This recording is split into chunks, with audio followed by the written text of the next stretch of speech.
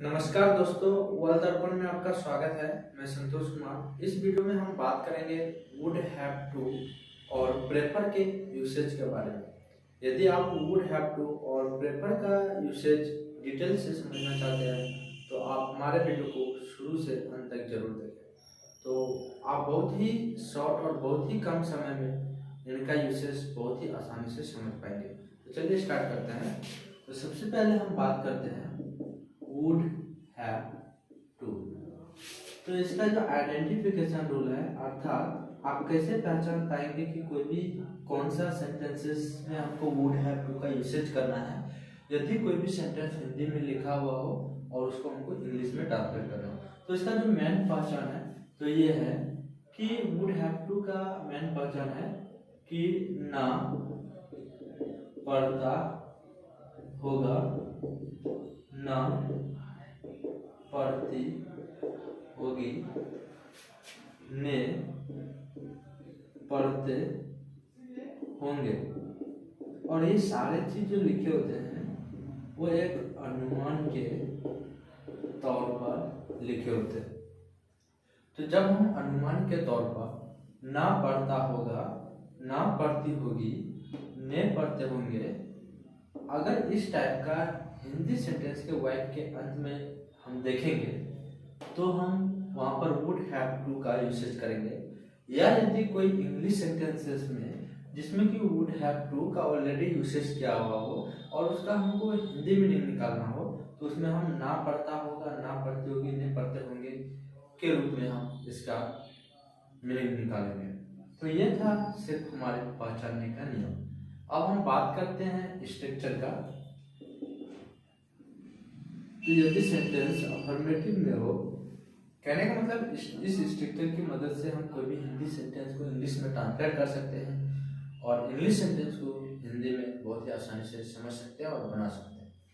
तो स्ट्रक्चर जो है, यदि सेंटेंस अफर्मेटिव में हो तो सबसे पहले सब्जेक्ट का यूज करेंगे, फिर वुड हैव टू का यूज करेंगे, फिर फर्स्ट फॉर्म ऑफ वर्ब का यूज करेंगे, फिर ऑब्जेक्ट का यूज करेंगे, उसके बाद अदर वर्ड और फुल स्टॉप।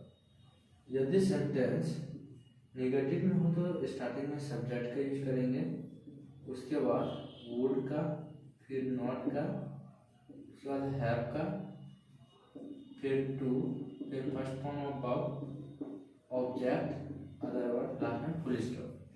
और यदि सेंटेंस इंटेरोगेटिव में हो तो स्टार्टिंग में हम वुड का यूज करेंगे, उसके बाद सब्जेक्ट का, फिर हैव का, फिर टू का, फिर फर्स्ट फॉर्म ऑफ वर्ब का, ऑब्जेक्ट का, अदर वर्ड का, लास्ट में फुल स्टॉप। और यदि सिर्फ WH सेंटेंस हो तो इसमें हम स्टार्टिंग में WH वर्ड का यूज करेंगे, उसके बाद वुड का यूज करेंगे, फिर सब्जेक्ट का यूज करेंगे, हैव टू का, फिर फर्स्ट फॉर्म ऑफ वर्ब का, ऑब्जेक्ट का, अदर वर्ड, लास्ट में क्वेश्चन मार्क।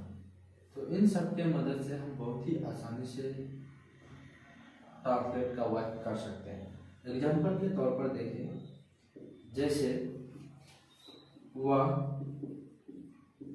पढ़ता होगा, तो हम एक अनुमान लगाए कि वह पढ़ता होगा। तो इसका ट्रांसलेट कैसे बनेगा, यानी कि उसे पढ़ना पड़ता होगा, वह पढ़ता होगा नहीं बल्कि उसे पढ़ना पड़ता होगा। सॉरी, सेंटेंस इस तरह होगा, उसे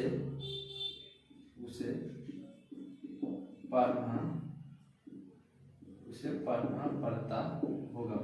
कहने का मतलब हमने अनुमान लगाया कि उसे क्या करना पड़ता होगा, पढ़ना पड़ता होगा, एक मजबूरी के रूप में। अनुमान के तौर पर ना पढ़ता होगा, ना पढ़ते होंगे, ना पढ़ते होगी, ये एक मजबूरी भी शो करता है कि उसे ये चीज करना पड़ता होगा।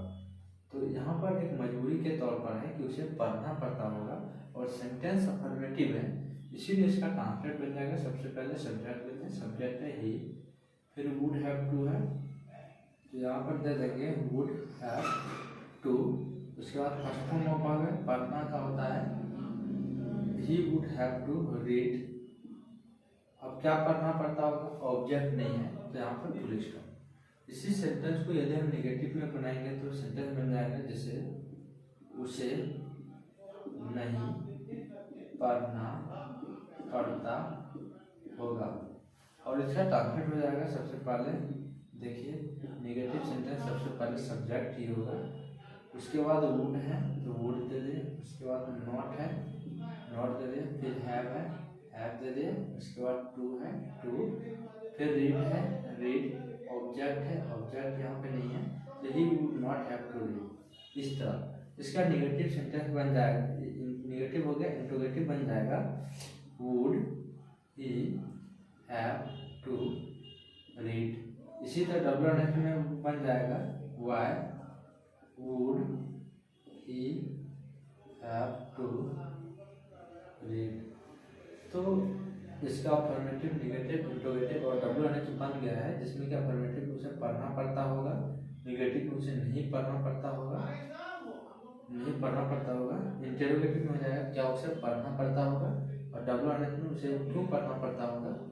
तो इस टाइप का अगर कोई भी सेंटेंसेस हो जो कि अनुमान के तौर पर लगाए गए हो और उस सेंटेंस में मजबूरी भी हो, तो हम उस स्थिति में वुड हैव टू का यूसेज करेंगे और उसके ये सारे स्ट्रक्चर है और इन सारे स्ट्रक्चर की मदद से हम बहुत ही आसानी से अफर्मेटिव, नेगेटिव, इंट्रोगेटिव और WNF सेंटेंस को बना सकते हैं।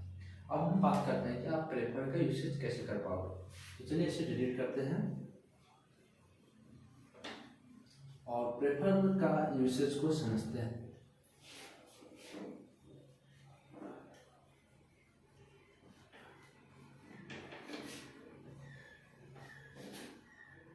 अब मान लीजिए आपको यूज करना है प्रेफर, तो प्रेफर का हम यूसेज कब करते हैं, तो जब दो वस्तु में से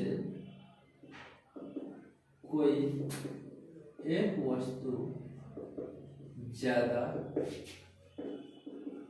पसंद हो, अर्थात जब कोई दो वस्तु हो और दो वस्तु में से कोई एक वस्तु ज्यादातर पसंद हो, तो उस स्थिति में हम प्रेफर का यूसेज करते हैं। एग्जाम्पल के तौर पे इसका पहले स्ट्रक्चर समझ लेते हैं, किस स्ट्रक्चर की मदद से हम इस सेंटेंस को बना सकते हैं। तो इस स्ट्रक्चर में ज़्यादातर अफर्मेटिव सेंटेंस का यूसेज होता है, नेगेटिव, इंट्रोगेटिव, WNH का नो के बराबर यानी कि ना के बराबर इसमें यूसेज होता है। तो अफर्मेटिव को लेते हैं, तो अफर्मेटिव सेंटेंस जो होता है सबसे पहले इसमें सब्जेक्ट लेते हैं, उसके बाद हमको यूज करना है प्रेफर का, उसके बाद नाउन का, फिर टू का, उसके बाद नाउन का। एग्जाम्पल के तौर पर जैसे मैं चाय से अधिक